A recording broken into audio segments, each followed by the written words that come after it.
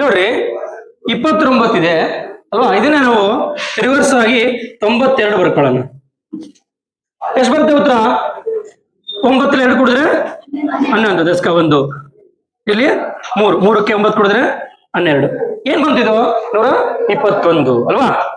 ಇದನ್ನ ನೀವು ಹೀಗೆ ಓದಿದ್ರು ಕೂಡ 121, ಹೀಗೆ ಓದಿದ್ರು ಕೂಡ 121 ಬರುತ್ತಲ್ವಾ.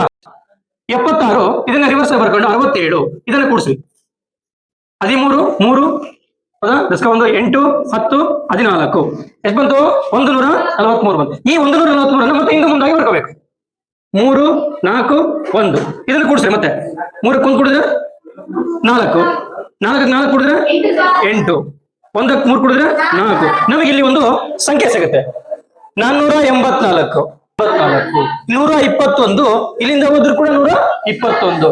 ಇಂತಹ ಸಂಖ್ಯೆಗಳನ್ನ, ಈ ರೀತಿ ನಮಗೆ ಸಿಗ್ತಕ್ಕಂಥ ಸಂಖ್ಯೆಗಳನ್ನ ಏನಂತ ಕರಿತೀವಪ್ಪ ಅಂತಂದ್ರೆ ನಾವು ಪಾಲಿಂಡ್ರೋಮಿಕ್ ಸಂಖ್ಯೆಗಳು ಅಂತೇಳಿ ಕರಿತೀವಿ.